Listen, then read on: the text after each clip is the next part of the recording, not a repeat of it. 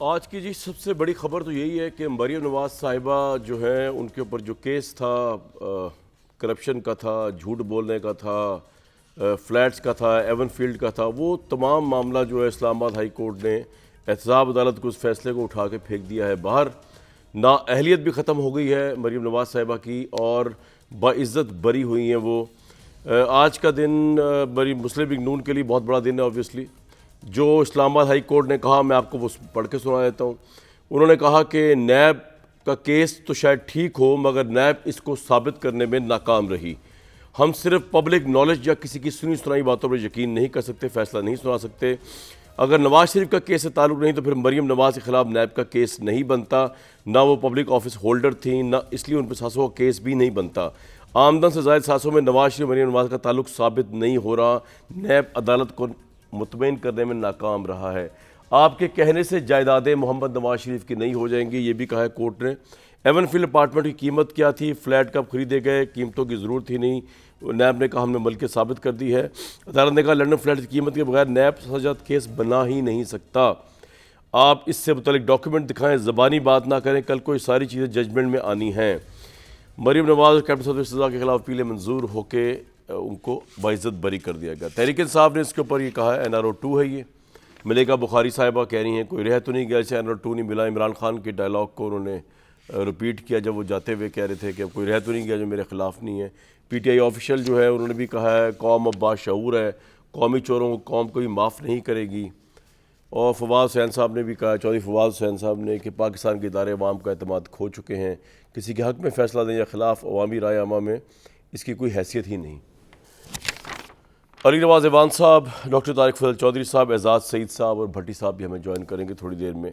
अगर मैं एजाज़, बहुत शुक्रिया, पहली दफ़ा मेरे शो में तशरीफ़ ला रहे हैं। ज़रा थोड़ा बताइएगा कि ये मुकदमा जो है बेसिकली तो बड़ा पक्का केस था एहतसाब कोर्ट का।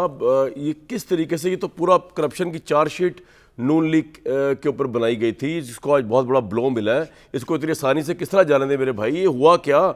अदालत में नैब जो है वो डॉक्यूमेंट्स नहीं दिखा सकी। असल में होता तो यही है ना कि जो ट्रायल कोर्ट के अंदर डॉक्यूमेंट दिखाया होता है वही आपने यहाँ अपील में दिखाना होता है। और ये मुकदमा तो इमरान खान साहब के दौरे हुकूमत के दौरान से चल रहा है। तो ये हुआ क्या? नैब ने कोई कोताही दिखाई है कोई, या कोई सबूत था ही नहीं मरीम नवाज़ और नवाज शरीफ के खिलाफ?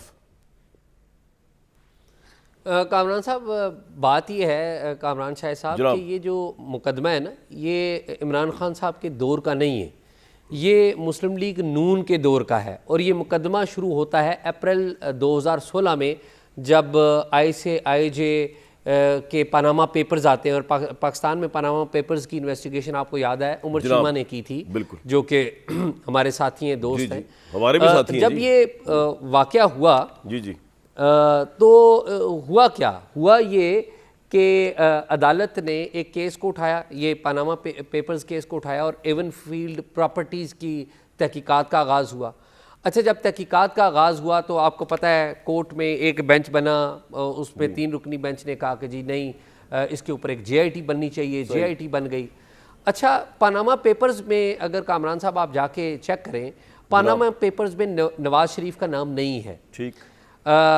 उस हवाले से पनामा पेपर्स यानी कि ICIJ ने एक बयान भी जारी किया था कि नवाज शरीफ का नाम उसमें नहीं है, नवाज शरीफ के बच्चों का नाम है। और एक्चुअल बात यह है कि एवन फील्ड की जो प्रॉपर्टीज़ थी वो मियाँ शरीफ की प्रॉपर्टीज़ थी, जो कि बाद में ट्रांसफ़र हुई हुसैन नवाज के साथ। और जो ICIJ, मेरा ये कहने का आप सही, आप केस की तारीख सही बता रहे हैं। मैं एजाज साहब ये पूछा था कि ये केस जो चलता रहा वो तो इमरान खान साहब के दौरे हुकूमत में भी चलता रहा ना। मैंने ये नहीं कहा उनके दौरे हुकूमत बना, वो तो ऑब्वियसली पहले का बना हुआ है। लेकिन मैं ये कह रहा हूँ कि अब क्या कोताही हुई है? ये क्या गवर्नमेंट चेंज हुई है शहबाज शरीफ की, तो नैब का चेयरमैन उन्होंने अपना लगा दिया है, तो इस वजह से कोई जो है वो प्रॉब्लम हो गया है एविडेंस देने में, या एविडेंस था ही नहीं नैब के पास जो आज बरियत हुई है? असल बात ये ना कामरान साहब कि ये नैब की कोर्ट, इस्लामाबाद हाई कोर्ट, ये आज से एविडेंस नहीं मांग रही जब शहबाज शरीफ हुकूमत में आए हैं। अच्छा, ये तो गुज़िश्ता 1-1.5 साल से एविडेंस मांग रही है नैब से कि आप एविडेंस दें। जिस वक्त जस्टिस रिटायर्ड जावेद इकबाल सरबराह थे नैब के। अच्छा, जो प्रोसिक्यूटर जिसने केस प्रोसिक्यूट किया, ये वही प्रोसिक्यूटर है जो जस्टिस रिटायर्ड जावेद इकबाल यानी कि इमरान खान साहब के दौर में लगे हुए थे। जी। तो इमरान खान साहब के दौर में तो ये साबित नहीं हो सकी, ना वो ला सके। देखें, MLA जो म्यूचुअल लीगल इन्होंने फाइल की थी बरतानिया में, उसके ज़रिए आ जानी चाहिए, वो नहीं आई। तो ये जो आज फैसला हुआ है, ये नहीं है कि चेयरमैन नैब बदल गया तो ये फैसला हो गया। असल बात ये है कि ये एविडेंस नहीं दे सके वो। आप क्योंकि कोर्ट को भी देख रहे होते हैं, वहां पे होते हैं ग्राउंड के ऊपर, तो मैं कहा पहले आपसे पूछ लूं, अली नवाज ईमान साहब, ये फैसला आया, इसको क्या खैर मकदम नहीं करना चाहिए था तहरीक इंसाफ को? क्योंकि अदलिया पे तो आप सबका इंसाफ है। अभी इसी कोर्ट के अंदर जो आप लोग गए हुए भी हैं, इमरान खान साहब की तौहीन अदालत का मामला है, और आप लोगों ने एक माफ़ी भी वहाँ मांगी है, कोर्ट पे आपका ट्रस्ट भी है, आप अदलिया का एहतराम भी करते हैं, लेकिन आज इस फैसले के फ़ौरन बाद अदलिया का एहतराम जो है वो ज़रा डाउटफुल हो गया। पीटीआई ऑफिशियल कह रहा है कि ये NRO 2 है। Your take sir. Thank you Kamran भाई। मैं जो फैसला है पहले उस पर बात कर लेता हूँ, क्योंकि फैसला डोमेन होता है लोगों की, जब वो आ जाता है तो क्रिटिसाइज भी कर सकते हैं और आप उसको अली भाई कह सकते हैं जो आपको समझ आती है, जितने भी आप रह सकते हैं, चाहे आप गवर्नमेंट कॉलेज लाहौर में पढ़े हों या ना पढ़े। अच्छा, पाकिस्तान के देखें हुआ क्या है। अब देखें कि पाकिस्तान के इदारों ने तस्दीक कर दी कि मरियम बीवी की मशहूर ज़माना जो इकबाल ज़री थे ना, मेरी और मेरी फैमिली की, इंग्लैंड तो क्या पाकिस्तान में भी कोई याद नहीं। आज के फैसले पर ये पैगाम दे दिया गया है, पैगाम दे दिया गया है कि आपने चोरी करनी है तो बड़ी करें, आपने डाका डालना है तो बड़ा डालें, आपने किकबैक लेनी है तो बड़ी किकबैक लें, अगर आपने रिश्वत लेनी है तो खुदारा बड़ी रिश्वत लें। अगर आप सारी इन चीज़ों के ऊपर पूरा पहुंचते हैं तो आपको 73 रुकनी काबीना के अंदर भी शामिल किया जा सकता है। और अगर आप समझते हैं कोई लॉ पाकिस्तान का आपके इस रास्ते में रुकावट बन रहा है तो हम उसको भी चेंज कर सकते हैं। आप समझे अगर कोई एसेट की डेफिनेशन चेंज करनी है वो हम कर सकते हैं। अगर आप समझे कोई बाहर से एविडेंस आए और वो आपको तंग कर रहा हो तो हम वो एविडेंस की डेफिनेशन चेंज कर देंगे। तो अल्हम्दुलिल्लाह ये सारी चीज़ें हुई हैं पाकिस्तान के अंदर और तस्दीक भी हो गई है। तो अब तो वो जो जमहूरियत का एक नकाब था हमारे इस सिस्टम के मुंह के ऊपर, वो भी आज खींच के दूर फेंक दिया गया। अदालत आलिया का जो मसला है, अदालत आलिया तो उन्होंने फैसला देना है जो लॉ उनके सामने है, जो रूल ऑफ द लॉ है, जो लॉ ऑफ द लैंड है, वो तुमको बता रहा है कि हमने एसेट की डेफिनेशन चेंज करके कर दी है कि आइंदा से कोई आप बेनामीदार हो। अली भाई, ये जो फैसला है ये नैब के पुराने लॉज के तहत है। वैसे ये अब नैब ने साबित करना है, ये आपके ऊपर नहीं है। वो आप ठीक कह रहे हैं, लेकिन ये जो फैसला है ये नैब के पुराने लॉज के तहत है। जो अभी आपके सामने है, पाकिस्तान के अंदर हुआ क्या रजीम, जो NRO 2 हम कह रहे हैं वो क्या NRO 2 है कि रजीम चेंज होती है, पाकिस्तान के अंदर एक इम्पोर्टेड गवर्नमेंट लाई जाती है, पाकिस्तान को कहा जाता है कि पाकिस्तान के अंदर बहुत महंगाई है, हमारे सारे मीडिया चैनल्स रोडों के ऊपर होते हैं, बताएं जी आज डॉलर कितने का है, आज हम हमें बताएं कि पेट्रोल कितने का है, आज हमें बताएं कुकिंग ऑयल कितने का है, आज हमें बताएं आटा कितने का है, और सारा के सारा मलबा पाकिस्तान की गवर्नमेंट जो उस वक्त प्राइम मिनिस्टर इमरान खान होते हैं उन पर डाल दिया जाता है। और उसके बाद कहा जाता है कि इलेक्ट्रॉनिक शॉक्स दे रहे हैं, बिजली के जब बिल बढ़ते हैं, जब प्राइसेस बढ़ती हैं तो कहता है पेट्रोल बम फेंका जा रहा है पाकिस्तानी अवाम पर। फिर जब रजीम चेंज होती है तो कहा जाता है कि हम मुश्किल फैसले हैं, ये पेट्रोल बम नहीं है, ये इलेक्ट्रिक शॉक नहीं है, ये मुश्किल फैसले सर इस पे भी आ जाते हैं अली भाई, अब अभी कोर्ट के बाद इस पे भी आते हैं। बिल्कुल आपका पॉइंट आ गया, मसाइल है, आपके जज्बात और आपका पॉइंट आ गया कि सारी चीजें ठीक होंगी। पाकिस्तान की आवाम को जो यूनिट 16 रुपए का वो 12 रुपए का मिलेगा, जो आटे की प्राइस 55 रुपए वो 40 रुपए मिलेगी, जो पाकिस्तान के अंदर डॉलर है वो 178 रुपए का हो जाएगा। तो हम तो ये कह रहे हैं कि माशाल्लाह आपका पॉइंट आ गया। मुझे उन्होंने आते ही नैब के अंदर लॉ चेंज किए, उन्होंने आते ही ओवरसीज पाकिस्तानी वोटिंग राइट्स खत्म किया, नैब लॉ चेंज करके अब वो नैब लॉ राना सनाउल्लाह के नीचे है, अब तो नैब की ऑटोनॉमी खत्म कर दी ना उन्होंने। ठीक है अली भाई, आपका पॉइंट आ गया। तारिक फजल चौधरी साहब, बात ये है कि इसको NRO 2 तशबीह दी जा रही है, वो कह रहे सच और झूठ का म्यार ही चेंज कर दिया आपने।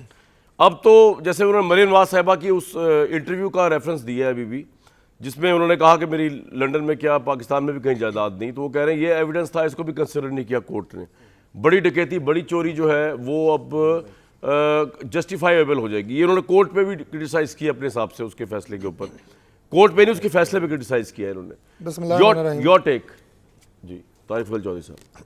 कामरान भाई, मैं फैसले पे बिल्कुल बात करता हूँ, लेकिन अभी जो मेरे भाई अली अवान बात कर रहे थे और शुरू में जो उन्होंने बात की कि चोरी करो तो बड़ी करो, डाका मारो तो बड़ा मारो, माल मांगो तो ज़्यादा मांगो, मैं समझा आखिर में वो उस गुफ्तगू का हवाला देंगे जो एक बिज़नेस टाइकून और उनकी बेटी की ऑडियो लीक हुई थी, और वो एक ख़ातून के बारे में कह रही थी कि उन्होंने फरमाइश बहुत बड़ी हीरे की अंगूठी की है, ये तो बहुत छोटी हम दे रहे हैं, लिहाजा we have to replace it.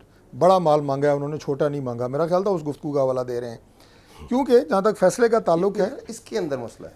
बात यह है कि पिछले दौर में जिस तरह नैब ने इमरान खान साहब की हुकूमत के ईमा पे मुकदमात भी दर्ज किए और उन मुकदमात को जिस तरह वो ले कर चले और सियासी कारकुनों को और हमारी लीडरशिप को, चाहे वो हमारी टॉप लीडरशिप हो, हमारी second tier third tier leadership हो, उसको जो सियासी इंतकाम का निशाना बनाया गया वो किसी से भी ढका छुपा हुआ नहीं है। आप अभी चंद दिन पहले एहसन इकबाल साहब बरी हुए हैं, आप देखें कि उनके फ़ैसलों के अंदर क्या लिखा है कि इंतहाई बेबुनियाद और बेसरोपा केस। जिस बंदे ने 5 साल की अपनी बहैसियत वज़ीर प्लानिंग अपनी प्लानिंग मिनिस्ट्री से 3,500 अरब रुपए की ट्रांजैक्शंस मंसूबे मिनिस्ट्रियों को पैसे देने बांटे हैं, उस पर 3,000 की करप्शन का इल्ज़ाम आप नहीं लगा सके। और लगाया क्या जनाब के नारोवाल में ये एक स्पोर्ट्स स्टेडियम क्यों बना रहा था। इस तरह के भोंडे इल्जाम कहने का मतलब ये है कि अब मुझे थोड़ा बताइए तारिक भाई, एक बात बताइए कि अब नवाज शरीफ साहब भी वापस आ जाएंगे। केस की बात कर रहा हूँ, केस तो मरियम बीबी के केस में मैं चूंकि खुद अदालत में हाँ उनका बताए ना जरा, आप इधर उधर निकल गए जी।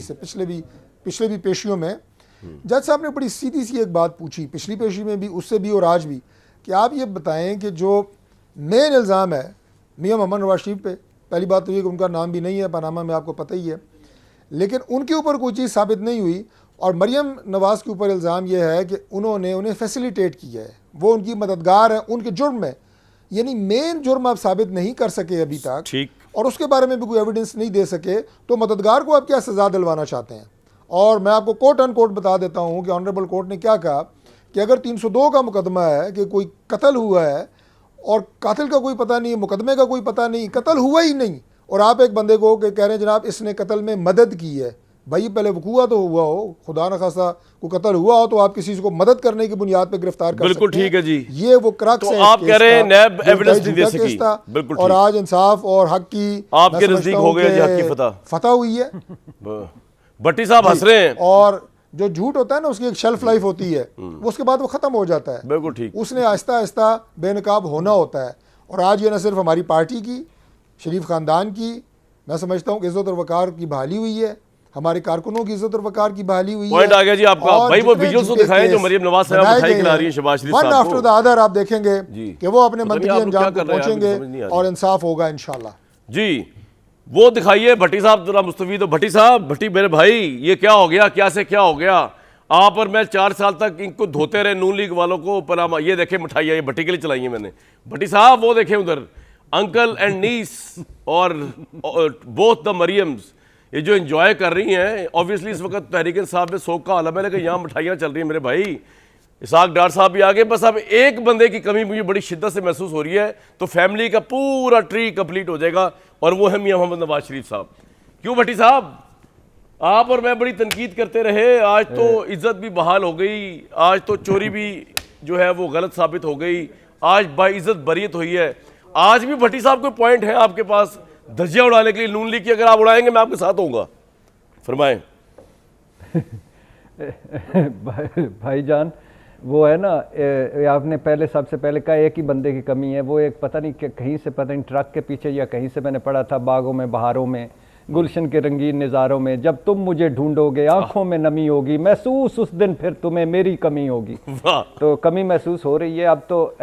अब तो हम सारों को जाना चाहिए, वफ्द बना के जाना चाहिए, मियां मोहम्मद नवाज शरीफ साहब को वापस लाना चाहिए और उनको वहीं नाइली ख़त्म करनी चाहिए, सज़ाएं ख़त्म करनी चाहिए। और मियां मोहम्मद नवाज शरीफ साहब कितने दूर अंदेश हैं वैसे, आज मैं मान गया हूँ। उन्होंने 4-4.5 साल पहले कहा था कि मेरे असासे ज़राए आमदन से अगर ज़्यादा हैं तो तुम्हें क्या। आज यानी 4-4.5 साल बाद निज़ाम इंसाफ ने कौम को कहा है कि अगर उनके असासे ज़राए आमदन से ज़्यादा हैं तो तुम्हें क्या। तो यानी वो कितना पहले बात कर गए थे, विजनरी तो वो हैं। अब भाईजान बात यह है कि नैब ने क्या कहा, अदालत ने क्या, अदालत का जो फैसला मुझे कबूल, लेकिन फैसले पे जैसे बात की जा सकती है कि नैब ने क्या कहा। नैब तो अब वजारत दाखिला के अंदर है, और अब तो वो जो एक फ़िक्रा है कि से नो टू करप्शन, तो इसका मतलब है करप्शन को कुछ ना कहो। अब ये है उसका नया तर्जमा, और करप्शन फ्रेंडली हो गया है सारा माहौल, तो इसलिए वो तो नैब तो छोड़ दीजिए। बात क्या थी, बात ये थी जो मैं और आप कल भी बात कर रहे थे, आज भी कर रहे थे, कि ये पैसा कमाया कैसे, पैसा आया कैसे, पैसा लंदन भिजवाया कैसे, ये फ्लैट्स खरीदे कैसे, सिंपल सी बात, मनी ट्रेल। पार्टी मतलब मुस्लिम लीग कह रही थी कि ये चौधरी निसार, ख्वाजा आसफ साहब और सारे कि ये 92, 93, 95 में फ्लैट्स खरीदे। हसन नवाज कह रहे थे कि मैं किराएदार हूं, किराया कौन दे रहा है, मालिक कौन है। ब्रिटिश वर्जिन आइलैंड में नेशनल एंड स्कोल 2 कंपनियां जो हैं, बात ये भट्टी साहब वो सारी बातें रह गई पीछे। ये नैब के वकील जो है नहीं दे सके एविडेंस, और आप बैठ के मातम कर लें। नहीं एक दो जुमले नहीं बोले आपसे बात हो रही है, मातम कर लेने दे भाईजान। हाँ अच्छा, तो ये जो कंपनियां हैं हसन नवाज के बकौल, मुझे इसका कोई पता नहीं। हुसैन नवाज के बोले कि जब ये पनामा लीक्स आ गए, उनको पता चल गया कि अब सारा कुछ है, उन्होंने कहा कि ये फ्लैट्स हमारे हैं। 2005-6 में मैंने एक मेरी स्टील की फैक्ट्री थी सऊदी अरब में, वो मैंने बेचकर उसके पैसों से मैंने वहाँ से वो फ्लैट्स खरीदे। और जाहिर है वो फैक्ट्री बेची होगी, कोई रिकॉर्ड होगा। सर टाइम इतना नहीं है, आप बहुत पीछे चले गए। मैं आज के मामलात पे आना चाह रहा हूं भट्टी साहब। नहीं मैं पीछे नहीं जा रहा, आखिरी 2 जुमले बोल के आप पे आ रहा हूं। कोई पीछे नहीं जा रहा, मैं माजरत चाहता हूं। पीछे क्यों जाऊंगा? हम कौम आगे जा रही है, मैं पीछे ऐसे। अच्छा, नवाज शरीफ साहब ने 16 मई 2016 को कहा कि हजूर ये हैं वो जराए। सलमान शहबाज ने कहा, मुक्कर ही गए कि हमारी तो कोई जायदाद नहीं। मरियम नवाज साहबा ने कहा अंदरूनी और बैरून मुल्क हमारी कोई जायदाद नहीं, और मैं तो अब वालिद की कफालत पर हूँ। 1500 दिरहम के रियाल पर कैप्टन सफदर भी उनके, आज वैसे कैप्टन सफदर। अच्छा सर आ गए तो आप पूरा मुकदमा सुनाएंगे तो बारी किसी की रियानी भट्टी साहब, आप पता नहीं किस चक्कर में भाई हुआ क्या? नहीं आज क्यों नहीं साबित हुआ यार? मैं तो मुझे बड़ा सेटबैक लगा आपकी तरह। हुआ, वक्त बदल गया भाईजान, वक्त बदलता है तो सारा कुछ बदल जाता है, ये वाला पॉइंट है। और बस आपको लगता है वक्त जो है वो नवाज शरीफ के हक साहब के हक में बदल रहा है, या इमरान खान साहब के खिलाफ पलट रहा है, या न्यूट्रल हो रहा है वक्त भी? दोनों के लिए वक्त बदल गया है और ये चलता रहेगा। बात यह है कि जब आप सियासतदान होते हैं, जब आप कहते हैं कि मैं लीडर हूं। मैं एक ब्रेक के बाद आता हूँ। एजाज से जरा मैं ये भी जानने की कोशिश करूँगा ब्रेक के आने के बाद कि इस्लामाबाद की आबो हवा में इस केस के अलावा भी तो बड़ी चीज़ें हैं ना, ये जो लीक्स दर लीक्स चल रही हैं। इसके अलावा वाकईतन जो मैदान जो है वो किसके हक में पलट रहा है, या वाकई मैदान न्यूट्रल हो गया है? बात करते जी ब्रेक के बाद।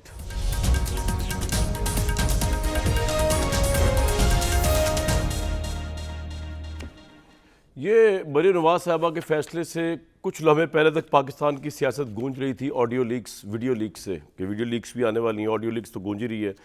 4 से 5 जो हैकर साहब थे उन्होंने ऑडियोज़ निकाली, पहले सिटिंग प्राइम मिनिस्टर शहबाज शरीफ और मरियम नवाज साहिबा के को टारगेट करती हुई। कल परसों जो उन्होंने निकाली वो थी लेट्स प्ले विद इट वाली ऑडियो, जो इमरान खान साहब को टारगेट करती थी। तो एजाज सईद मेरे भाई ये बताएं कि जो ऑडियोज़, ये हैकर 2 हैं, एक एंटी PMLN है और एक एंटी PTI है। 2 हैकर हैं या एक ही हैकर है जिसके पास पूरा डाटा लग गया? थोड़ा ये भी बताएं। और आगे जो चल रहा है पता, उसकी मुबैना वेबसाइट जो है उसके ऊपर कि जी जुमे को पता नहीं क्या हो जाएगा, कौन कौन सी वीडियोज़ आ जाएंगी, कौन कौन सी ऑडियोज़ आ जाएंगी। तो ये इस्लामाबाद उससे लरज रहा है इन ऑडियोज़ से। ये आने वाली हैं ऑडियोज़ वीडियोज़, या ये सब वैसे ही है? ये बस आगे हम ख़त्म हो गई हैं, ये जो आई थी 4-5-6? कामरान साहब पाकिस्तान में एक क्राइसिस को ख़त्म करने के लिए ना दूसरा क्राइसिस चाहिए होता है और जो सामने नज़र आ रहा होता है वो होता नहीं है। अच्छा। ये जो हैकर और ये डार्क वेब, ये सारे टूल हैं बेसिकली। और मैं आपको ये भी जिम्मेदारी से कह रहा हूँ कि पाकिस्तान में जो कुछ होता है ना, आम तौर पे मोस्ट ऑफ द टाइम वो किसी न किसी के पीछे कोई ना कोई होता है।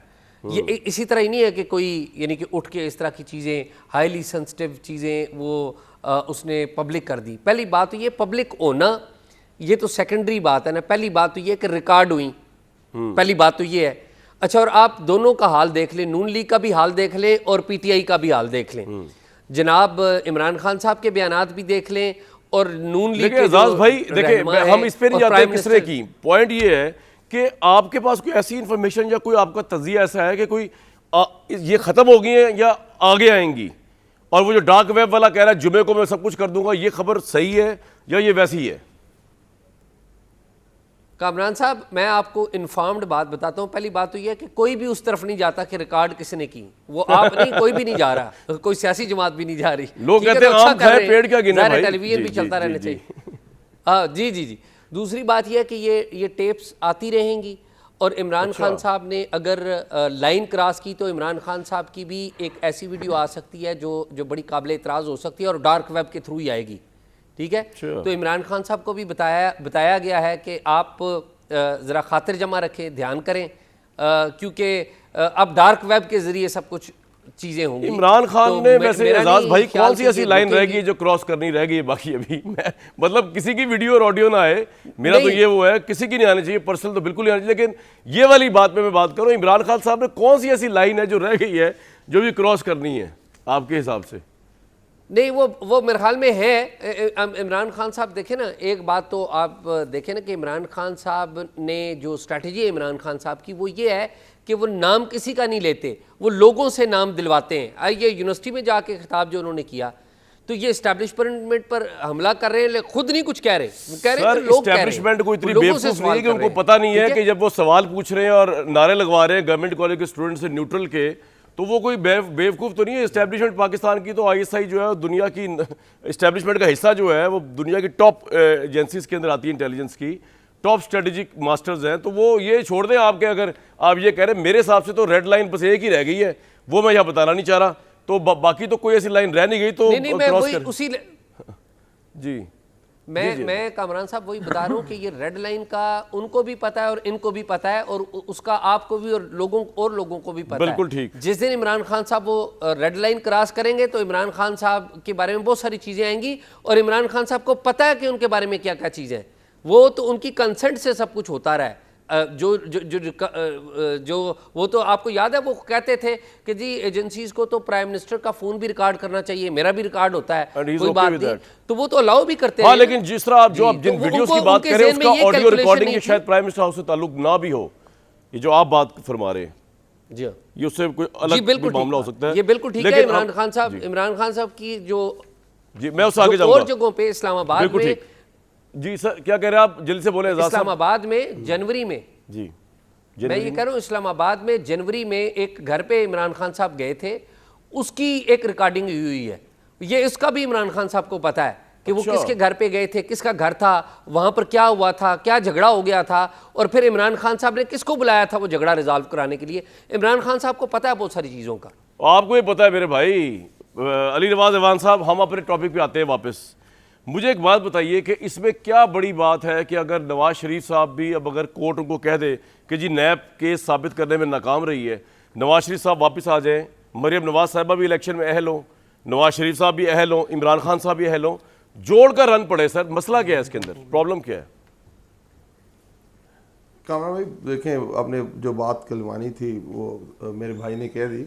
देखिए, पाकिस्तान का मसला नंग अफलास भूख महंगाई तो है नहीं। पाकिस्तान का मसला 70 साल से वो रेड लाइन है कि वो रेड लाइन क्रॉस नहीं हो चाहिए। मुल्क में नंग हो, अफलास हो, भूख हो, महंगाई हो, पाकिस्तान में माशाल्लाह लगाओ 35 साल डिक्टेटरशिप रही हो, पाकिस्तान के अंदर कोई कानून ना हो, 2 लॉज हो, एक अशरफिया के लिए हो, गरीबों के लिए हो, ये तो मसला ही नहीं है।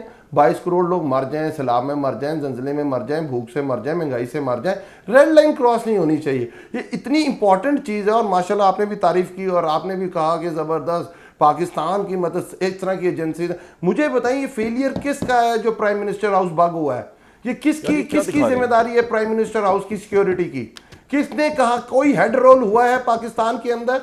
क्या पाकिस्तान के अंदर किसी को जिम्मेदार ठहराया गया है कि जब भी कोई इन्वेस्टिगेशन शुरू होती है, जो ऑलरेडी लोगों की जिम्मेदारी होती है, उनके हेड्स रोल होते हैं, और उसके बाद एक इन्वेस्टिगेशन टीम बैठती है या जुडिशियल कमीशन बैठता है और वो सारी प्रोब करता है। और आप ये कह रहे हैं कि नहीं, पाकिस्तान का मसला रेड लाइन है क्योंकि कामरान शाहिद का मसला रेड लाइन नहीं है। इमरान खान ने गवर्नमेंट क्या की है? अगर आप रावियन है तो मैं भी रावियन हूं। अगर मैं समझता हूं मेरी जो इंस्टीट्यूशन के अंदर तरबियत हुई है कि मुझे बताया गया है कि हक क्या है, सच क्या है, मुझे बताया गया नेकी क्या है, बदी क्या है, मुझे ये बताया गया कि इंटेलेक्चुअल जो इंटेलेक्चुअल वो क्या चीज होती है, किस चीज की फॉलोअरशिप होनी चाहिए, किस चीज की नहीं होनी चाहिए, और आपका एक इशू के ऊपर स्टैंड मुख्तलिफ नहीं होना चाहिए। और फिर ये आपकी चॉइस, आप सवाल उठाएं या ना उठाएं। सर मैं आपको क्या कह रहा हूं, और आप जब पढ़ते थे गवर्नमेंट कॉलेज लाहौर में, कामरान साहब एक अर्ज हसन और हुसैन भी पढ़ते थे, तो अब मैं कह दूं कामरान शाहिद, हसन और हुसैन जैसा नहीं भाई, वो 1% लोग थे ऐसे। सर मैं आपसे कम लड़ रहा हूं इस पे अली भाई, आप क्यों लड़ रहे हैं इस बात पे? और गवर्नमेंट कॉलेज लाहौर के और लड़ नहीं रहा, मुझे लग रहा है आपको आवाज नहीं आ रही। नहीं आ रही है, पूरी आ रही है। मैं तो कह रहा हूं कि मैंने आपको कब कहा है कि अच्छा। सारे एक जैसे होते, मैं तो कह ही नहीं रहा। मेरी बात हो रही है एजाज सईद से, आप अगर ना भी नहीं, आपने प्रोग्राम में कहा होते ना, तो मैं मतलब टेलीफोन क्योंकि मेरा इंस्टीट्यूशन है, आपका भी इंस्टीट्यूशन है, गवर्नमेंट कॉलेज कहाँ से आ गया बीच में यार? करना चाहिए, तो मैं तो मुझे तो करेज टू नो, मैं तो यही अच्छा, आपने लगता है वो मेरा प्रोग्राम देख लिया रखता हूँ कि रेड लाइन को भी डिफाइन कर दे कामरान शाहिद। चलिए, मैं नहीं सर, मेरी क्या जरूरत? एजेंसीज हैं जो टॉप 5 में आती हैं, उनकी बेसिस क्या है बता दे। पाकिस्तान की जो प्राइम मिनिस्टर हाउस बग हुआ है, पूछ लेते हैं ना, तारिक फजल साहब से पूछ लेते बता हैं। दे आज कामरान शाहिद जो ऊंचे ऊंचे बड़े बड़े दावे करता है कि आज एस्टेब्लिशमेंट पीछे है कि नहीं है, किसकी बैसाखियां हैं, मुझे बता दे कि 156 सीटों वाले की लेजिस्लेशन होना मुश्किल लगता है थी और 86 मेरा भाई मेरे 2 शोज देख के है, कल वाला और परसों वाला। मुझे बता दे कामरान शाहिद के पाकिस्तान में सलमान के ऊपर और जो शहबाज गिल के ऊपर जिस दिन हमारी गवर्नमेंट गई थी, किसने उनका नाम एग्जिट कंट्रोल लिस्ट में डाला था? कामरान शाहिद तो बहुत बड़ा आदमी है ना, क्योंकि मेरा उस्ताद है। उस्ताद बड़ा हो या छोटा हो, छोटा उस्ताद, बड़ा उस्ताद, उस्ताद तो उस्ताद होता है। जी। तो मैं तो कह रहा हूं अपने अली उस्ताद भाई को आप सारी हमारे चीजें उस्ताद हैं, खुल के बताएं, क्योंकि चलिए अब आपका पॉइंट आ गया, मेरा भाई नहीं पॉइंट आ नहीं गया। सर, ये हो सकता है उस्ताद मोहतरम, ये हो सकता सर, है, अब तारिक ये भाई हो कर्ज सकता करूं। है। आज एक छोटे उस्ताद को भी आज साथ लेके आए हुए हैं। कौन छोटा उस्ताद भाई? छोटा जो उस्ताद जिसको किसे ये कह भी रहे? पता होता है रिकॉर्डिंग का और ये कहां एक मिनट सर, मैं आता हूं। मुझे ख्याल है बता देना चाहिए। सर आज आप आजाद एक मिनट सैयद को सांस भी। तो ले ले। कि ये भी और पहली भी बता बात दे तो कि ये क्या हो रहा है, कि कहां मुझे कहां बड़ी खुशी किस हुई, घर में क्या और हो सर रहा मेरी है, अर्ज तो क्योंकि सुन ले। सबसे बड़ा हमारी एजेंसीज का मसला ये है कौन से घर में क्या होता है, ये पता होना चाहिए उन्हें। अच्छा चले, अब हो गया अगर पाकिस्तान के ठंडे अंदर हो उसामा जाए, बिन लादेन पकड़ा जाए, ठंडे हो ये जाए। उनका मसला नहीं है।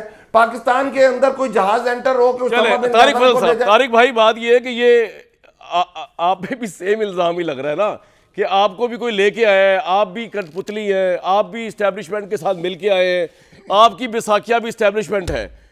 अली भाई ने असल में बड़ा मुझे शुक्रिया, आपने मेरा गवर्नमेंट कॉलेज वाला शो भी पूरा देखा, आपने मेरा कल सदाकत अली बासी वाला शो भी पूरा मैं देखा। कामरान भाई आपका सारे शो देखता हूं आपने और सोचा भाई मैं सीखता हूं जो आपके जवाब शो जो से। है ना, मैं सदाकत तो अली- सीखता हूं कामरान भाई के शो से कि भाईजान एक इशू पे दो स्टैंड तारिक भाई को तो बोलने दे यार। मैं तो सीखता हूं। अच्छा जी सर, मैं भी सीखता हूँ आपसे अली बात भाई, निकाल लूं छोटी हम सी। दोनों एक दूसरे से सीखते हैं। Let's put it this way. Tariq भाई बताइए क्या हो रहा है, ये लीक कहाँ से आ रही है कामरान भाई? भाई हाँ जी जी जी। कामरान भाई एक शागिर्द जो कि इंतहाई शरारती था, वो MNA बन गया अच्छा और अपने उस्ताद को कहने लगा कि उस्ताद मोहतरम मैं अब MNA हूँ, मेरे लायक कोई खिदमत। उन्होंने कहा बेटा सबसे बड़ी खिदमत यह है कि किसी को पता ना लगने देना कि तुम मेरे शागिर्द हो। क्या शो हो रहा है? मेरा ख्याल है कि अली अवान भी आपका इसी तरह का शागिर्द है। अच्छा अच्छा, तो नहीं साथ नहीं, साथ वो उस्ताद तो मुझे मोहतरम भी भाई कह रहे हैं मेरे और लिए साथ साथ एजाज है क्लास कि भी कह ले रहा देते, है। वरना ठीक है? ये मुझसे उम्र में नहीं, मैं इनसे उम्र में छोटा ही हूँ मेरा ख्याल से। हाँ तो ऐसी बात नहीं है। जी जी फरमाइए, छोटे फरमाइए। छोटे यकीनन यकीनन जी, मैं जी। गवाही देता हूँ इस मैं बात उम्र में की। छोटा हूँ इनसे। हाँ जी अच्छा अब आ जाते हैं जी प्यार आज में का कहते हैं मुझे। हाँ, आज जी, का जी, जो आपने मुझसे सवाल किया है जी। और भाई कामरान बात ये ये बातें जी ना कि करें, हमने तो इमरान मतलब खान कि साहब बड़ा का- छोटा तो लड़कियों का मसला होता है, हमें तो कोई इस तरह इमरान का खान साहब का नहीं आप मुझसे उम्र में बड़े यार, ये फैक्चुअल बात है। जी तारिक भाई ये बताएं लीक्स का क्या मामला है यार, ये कब रुकेगी भाई? इसका मतलब है, इसका मतलब आप देखिए, मेरा लीक्स का जो पूरा मामला CV सर्च करते है रहते हैं। ये आपने जो बात की है अगर मैं सोच आपके से शो इसकी तारीफ देखता करता हूँ तो अभी आप मेरा मुझे नहीं पता बायोडाटा कि और मेरा इमरान खाना खान साहब आजाद ने सैयद को भी किस आपने पीछे contest लगाया में- हुआ नहीं, है नहीं, नहीं। कि अली अवान कहाँ कहाँ क्या क्या नहीं किसके नहीं नहीं घर नहीं में पता जाता है। है अली भाई, कि इमरान खान इस साहब हमाम ने में सब इस एक जैसे, context आप क्यों में टेंशन ले रहे हैं? ये बात ये की सबका है जॉइंट मसला है। जी कि जी फोन तारिक जो है भाई। वो रिकॉर्ड होने चाहिए और मेरा भी रिकॉर्ड होना चाहिए। जी जी तारिक ये तारिक बात भाई। कम से कम मेरी समझ से तो बाहर है कि इमरान खान साहब ने किस कॉन्टेक्स्ट में ये बात की है और क्यों की है कि फ़ोन रिकॉर्ड होने चाहिए, मेरा भी होना चाहिए, मैं होता है मेरा फ़ोन बतौर प्राइम मिनिस्टर। देखिए बात यह है कि ये जो फ़ोन या गुफ्तगू टेप हुई है और उसके बाद रिलीज़ हुई है, ये ना शहबाज शरीफ का मामला है ना इमरान खान का मामला है। ये मामला जो है ये पाकिस्तान के वज़ीर-ए-आज़म का मामला है, जो कि छोटा मामला नहीं है। हुकूमत का मामला भी नहीं है, मैं इसे अपनी हुकूमत का मामला नहीं समझता, रियासत का मामला है। ये पूरी दुनिया में आपकी जागसाई होती है। This is a breach of the, आप ये कहें, national security. Prime minister house में जो चंद बातें आपके सामने आई हैं और वो 8 GB का जो डाटा कहा जा रहा है, ज़ाहिर है वहाँ पे मुल्क के बारे में इंतहाई हसास तरीन फैसले होते हैं, मुल्क की नेशनल सिक्योरिटी के हवाले से फैसले लेकिन होते आपने हैं, उसको कोई नतीजा discussions निकाला है कि होती भाई ये हैं। कौन है हैकर और उस और तरह ये का कहाँ डाटा रुकेगा जो जाके? है तारिक भाई आप वो तो आप किसी हुकूमत में हैकर हैं के ना। हाथ लग, देखिए इस पर तहकीकात हो रही हैं। कल भी प्राइम मिनिस्टर ने जो बात की है, प्राइम मिनिस्टर शहबाज शरीफ साहब ने कल कहा है कि इस पर एक हाई पावर कमेटी और इसको बिल्कुल देखा जाएगा कि इस तरह तो अब क्या बात कर सकते हैं। मुझे आप बताएं बिल्कुल ठीक। कि प्राइम मिनिस्टर हाउस में क्या सारी मीटिंग्स आपने लॉन में अच्छा करनी नवाज है शरीफ साहब या वापस किचन आ रहे में हैं जाके करीब करनी है? दिसंबर से पहले वो जो आपके इसी साल तारिक भाई। इस केस के फैसले के बाद? देखिए जी, बिल्कुल आएंगे। जैसे अभी डार साहब वापस आए हैं, अब उसके बारे में भी जाहिर है तहरीक इंसाफ ने बिल्कुल ठीक है, वही किया जो मैं दोबारा आता हूं आपके पास, एहतजाज और बातें और आपने कोई और पॉइंट देना बता दें। लेकिन मैं ये सिर्फ जी बताएं बताएं।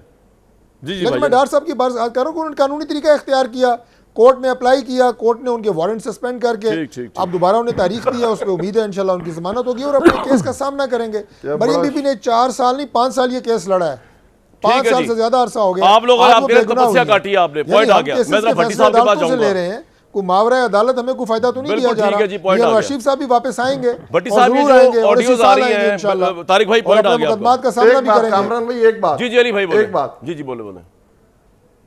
मैंने कहा वो बिल्कुल बड़े पता नहीं अब तारिक भाई मेरे बड़े भाई हैं कि छोटे भाई हैं, पर उन्होंने बिल्कुल ठीक बात कर दी। उन्होंने कहा जैसे डार साहब वैसे आए हैं वैसी नवाज शरीफ भी वापस आ जाएंगे। वो ऑडियो लीक में आया ना, मरियम नवाज कह रही है 1 महीने से मैं कोशिश कर रही थी, और उसके बाद उन्होंने क्या कहा कि जज साहब की फाइल भी बनवा लो, तो उसी तरह 2 महीने तक नवाज शरीफ साहब भी वापस आ जाएंगे। चलो जी, आपका पॉइंट है। भट्टी साहब ये रेड लाइन क्रॉस पहले जी 2 से पहले आएंगे, 2 से पहले आएंगे जी, 2 से पहले। भट्टी साहब ये कल की वीडियो अभी इमरान साहब ने कहा, अभी तो मैंने खेला ही नहीं, इस पे भी जरा आप राय जरूर दे दें कि मजीद क्या खेलना रह गया तहरीक इंसाफ का उस सारे मामले पे, और आपको लगता है कि ये कुछ डैमेजिंग हुई है ये ऑडियो कल वाली लेट्स प्ले विद इट वाली, और मजीद क्या डैमेजिंग ऑडियो वीडियो आ सकती है? इस्लामाबाद में आप बैठे हुए भाई, ऑडियोज में बात करें, वीडियो को दफा करें अभी। जी फरमाएं। पहली बात तो ये है कि अगर भाईजान हैकर्स को उर्दू आती है, क्योंकि मेरी अंग्रेजी कमज़ोर है तो मैं अंग्रेजी में तो बात कर नहीं सकता, तो अगर उसको उर्दू आती है तो भाईजान अल्लाह के नाम पे ये माफ़ कर दे, और वीडियोस पर तो बिल्कुल ही माफ़ कर दे, और फिर हम अगर मेरी कोई है तो उस पर तो बिल्कुल ही माफ़ कर दे प्लीज़। अगर कोई मेरी है तो उस पर बिल्कुल माफ़ कर दे। मैं आइंदा से आपको यकीन दिलाता हूँ कि आइंदा से एहतियात करूँगा, प्रॉमिस, पक्का प्रॉमिस। चलो ये तो हैकर, तो पहली बात तो ये ठीक है। प्यारे हैकर भाई, अल्लाह आपको खुश रखे। अब ये हमने यहाँ हाई जैक वो सुना था जहाज, इस्लामाबाद का मंजरनामा क्या लग रहा है आपको? दुआ भी करें साथ साथ। दुआ भी करें भट्टी साहब क्विकली। नहीं मैं दुआ, आप मेरे हज के साथी हैं, आपका कोई आए या मेरी आए, दुख मुझे सेम ही होगा। अल्लाह ना करे और करो, मेरा ख्याल है तो प्लीज अल्लाह के नाम पे ना करें। अगर गुनाह की फेहरिस्त लंबी है, एक हज और करो जाके। जी जी जी जी नहीं, इस जो हैकर भाई साहब ने कहा है, हमें तो लगता है अभी से ही सऊदी अरब चले जाना चाहिए, हज का वहीं इंतजार करना चाहिए। मुझे तो अली भाई को भी साथ ले जाइएगा। दूसरी बात ये, जी जी फरमाए। हाँ, नहीं भाईजान, आप और उस्ताद और शागिर्द इधर ही रहें, इधर ही प्रोग्राम करें, हम नहीं ले जाएंगे। मैं और टाइम बड़ा कम रह गया भट्टी साहब आपके पास। अच्छा, दूसरी बात यह है कि इस्लामाबाद की फ़िज़ा, पाकिस्तान देखें, परसों हम किस पर बात कर रहे थे, कल हम किस पर बात कर रहे थे, और आज हम किस पे बात कर रहे हैं, और कोई पता नहीं कल हम किसी और चीज़ पे बात कर रहे हो। अजीबो गरीब फ़िज़ा है और अजीबो गरीब चीज़ें हैं। लेकिन इमरान खान साहब का ये बयान, मुझे बड़ा दुख हुआ, तकलीफ़ हुई जब उन्होंने कहा लेट्स प्ले इट, इस पर खेलते हैं, यानी, और उन्होंने अभी उन्होंने कहा कि और भी खेलेंगे, मतलब और क्या खेलेंगे? अल्हम्दुलिल्लाह वो जहाद, इस पर जहाद का फतवा दे चुके हैं, और बल्कि आखिर में आपने सवाल पूछा, और जहाद प्रोग्राम करें ताकि डिटेल में, और जहाद इस तरह, ठीक, हाँ, मजीद क्या खेलेंगे? एजाज भाई, आपकी जो बातें हैं ना वो बड़ी वो थी एक्सप्लोसिव बातें। मैं बात तो और करना चाह रहा था कि मुझे लगा कि कहीं आप कुछ ज्यादा ही ना कुछ बता दें, इसलिए मैं फिलहाल तो ब्रेक लेके कोशिश करता हूँ दोबारा आपसे बात करें। ब्रेक लेंगे जी।